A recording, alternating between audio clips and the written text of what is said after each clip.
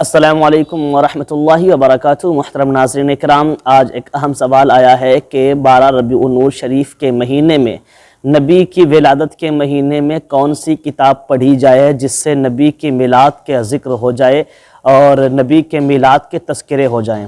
سب سے پہلے میں ایک بات آپ سے کہنا چاہوں گا کہ حضرت محدث دہلوی علیہ رحمہ فرماتے ہیں کہ جس جگہ پہ، جس بستی میں، جس محلے میں، جس شہر میں نبی کے ولادت کے تذکرے کیے جائیں، نبی کے میلاد کے یعنی کہ نبی کی پیدائش کے تذکرے کیے جائیں، اس جگہ پہ اللہ رب العزت 1 سال تک اپنے کرم کی بارشیں فرماتا ہے۔ سبحان اللہ۔ اور اس جگہ پہ 1 سال تک لوگ مصیبتوں سے محفوظ ہو جاتے ہیں۔ سبحان اللہ۔ تو یہ ہے نبی کے میلاد کے تذکرے کے برکتیں۔ اور اب جہاں تک کہ سوال یہ ہے کہ نبی کے میلاد کے تذکرے کون سی کتاب سے کی جائیں، چونکہ پہلے نور نامہ کا جب سوال آیا تو نور نامہ کے حوالے سے میں نے بتایا کہ حضرت علی رحمہ نے فرما دیا ہے کہ یہ کتاب کی جو روایتیں ہیں یہ درست نہیں ہیں، مناسب نہیں ہیں، بے اصل ہیں، تو اس کو نہ پڑھی جائے۔ تو پھر کون سی کتاب پڑھی جائے؟ تو سب سے بہترین کتاب جو میں آپ کو بتانے جا رہا ہوں، اس کتاب کا آپ مطالعہ کریں انشاءاللہ عز و جل۔ نبی کی پوری سیرت مبارکہ، پوری سیرت طیبہ اس میں لکھی ہوئی ہے، نبی کی ولادت سے لے کر کے ان کے وفات مبارک تک یہ ساری چیزیں اس کتاب میں بیان کی گئی ہیں۔ آپ اس کا مطالعہ کریں انشاءاللہ عز و جل، نبی کی ساری زندگی کو آپ سمجھ بیٹھیں گے۔ نبی نے کس طرح سے اپنی زندگی کو گزاری ہے، نبی کی پیدائش کیسے ہوئی، نبی کی پیدائش سے پہلے کیسے کون سے معجزات ظاہر ہوئے، نبی نے کتنی تکلیفیں اس دنیا میں رہ کر کے ہم غلاموں کے لیے اٹھائی ہیں، ساری باتیں اس میں ذکر کیے گئے ہیں اس کتاب میں۔ تو کتاب کا نام جو ہے وہ سیرت الرسول المعروف ضیاء النبی صلی اللہ تعالی علیہ وسلم۔ اس کے مصنف ہے علامہ پیر کرم شاہ ازہری علیہ رحمہ، اور یہ مکمل 7 جلد کی کتابیں ہیں۔ کتنی؟ 7 جلد۔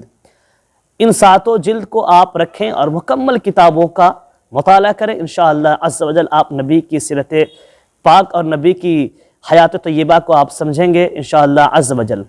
اور میں ساتھ ہی ساتھ آپ سے یہ کہنا چاہوں گا کہ آپ جس طرح سے بار بار کتابوں کا سوال جو آ رہا ہے، تو کتابوں کو سمجھنا ہر کسی کے لیے آسان نہیں ہے، اس لیے سب سے پہلی چیز تو آپ یہ کریں کہ آپ اپنے گھروں میں نبی پاک صلی اللہ تعالی علیہ وسلم کی ولادت کا ذکر یعنی کہ ان کی پیدائش کا ذکر آپ کسی علماء کو، کسی بھی عالم دین کو اپنے گھر میں بلاویں اور پھر نبی کا میلاد پڑھوا لیں، تاکہ آپ نبی کے میلاد کو سمجھ سکیں اور نبی کی پیدائش کو سمجھ سکیں۔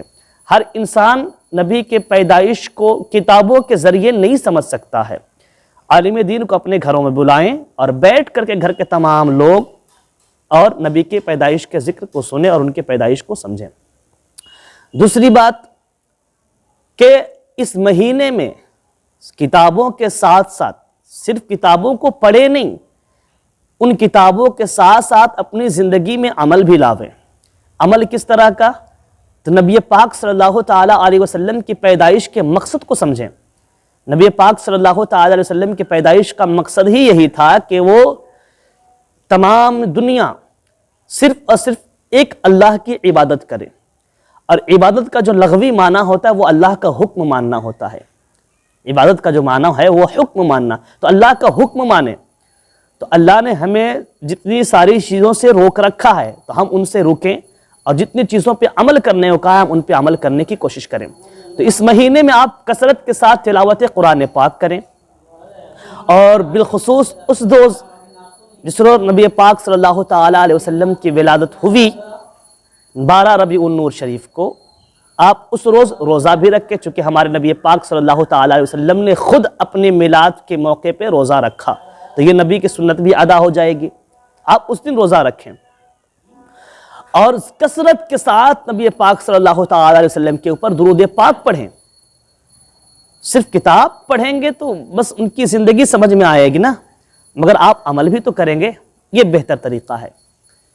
کثرت کے ساتھ درود پاک، غریبوں سے اچھا سلوک کریں، آپ زیادہ سے زیادہ صدقہ کریں، خیرات کریں، لوگوں سے میٹھی باتیں کریں، آپس میں جو اختلاف ہے اسے دور کریں۔